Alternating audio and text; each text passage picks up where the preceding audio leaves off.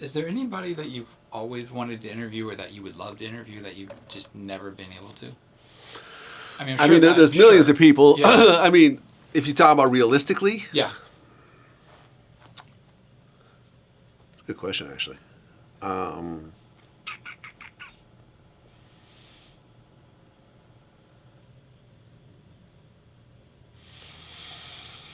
don't know. I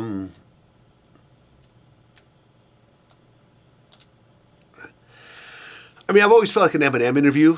Okay. Like me and Eminem being roughly the same age, having roughly the same background, having roughly the same experiences. I mean, I didn't grow up in trailer homes, but I did grow up in projects, you know, in Springfield, Massachusetts. You know, and sort of this love of hip hop and being white, and me being you know, like I discovered Eminem before Dre did. When I was, you know, because I've been a hip hop kid since elementary school. So I remember this website called Sandbox Automatic, which basically just sold independent vinyl. Okay.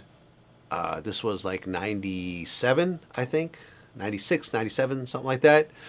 And I remember they had the Slim Shady LP, no, Slim Shady EP. Okay. Right? And there was just a lot of buzz over this new white kid from Detroit. And I remember I bought it. You know, I bought the CD because they sold CDs and vinyl. I remember driving around in it in the Bay and listening to it, letting my friends listen to it, and they were like, "Yo, who's this?" Like, I don't, you know. I remember like one of my homies was like, "Ah, no, man, black people ain't gonna fuck with this, you know, whatever." You know what I mean? But then Dre found him, and then boom, next thing you know, he's a superstar. But like, I discovered Eminem before Dre and Jimmy Iovine and all these other people. Like, I was very early on that train, and I knew right away how talented he was and how much better he was than everyone else.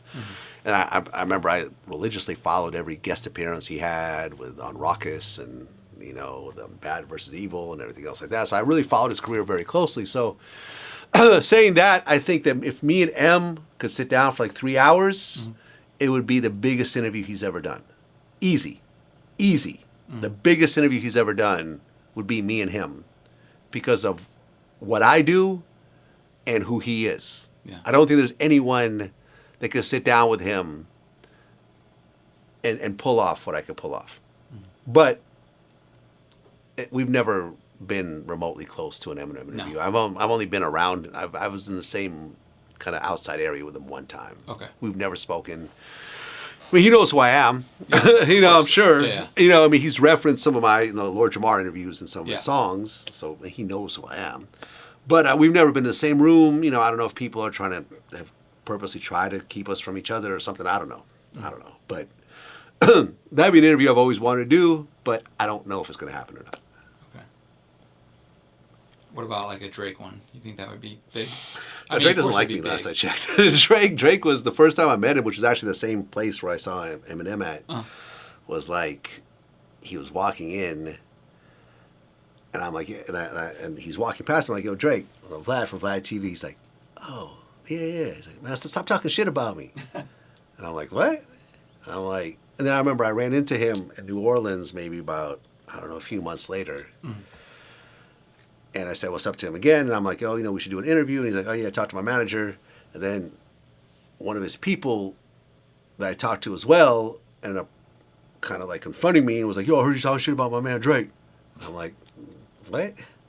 I'm like, "I haven't said anything." I said, "I've had some guests maybe." He's like, "Oh, cool." Like Charlemagne. You know, so like this new Charlemagne thing that he's posted recently. Yeah, this week. That was from that era. That was like 10 years ago. Oh, okay. You know what I'm saying? So Charlemagne was taking shots at him. And they approached me on it. And they're like mad at me for posting it. So my security had to step in and so break it up and leave and so forth. So saying that, that was sort of the last time I saw Drake. I mean, we didn't have a picture together that day, which is weird. You know, didn't know he didn't like me like that. I thought he was just joking. Yeah. You know, when he said, "Oh, stop talking shit about me." I'm like, because the annoying thing about dealing with artists sometimes is that I remember when that confrontation happened, it was, I'm thinking in my head, I have hundreds of articles about this guy on my website.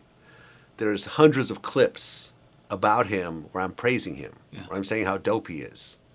But one clip, one person saying something negative turns this person into an enemy somehow, to me is just kind of crazy. Yeah.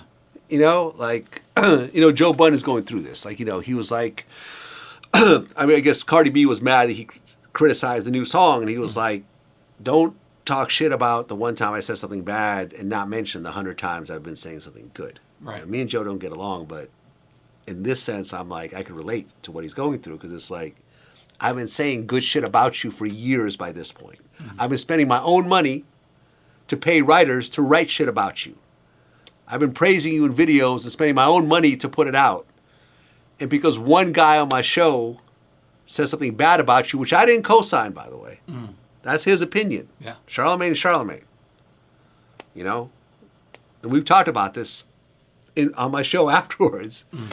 That suddenly you're mad at me and you're going to send someone to possibly get into a situation with over 1% over 1% being negative when 99% was positive. Yeah. And I'm sure that all the positive shit has put money in your pocket in its own way, because we were still a big entity back then. But it is what it is. So I don't ever expect a Drake interview. I've never pursued it.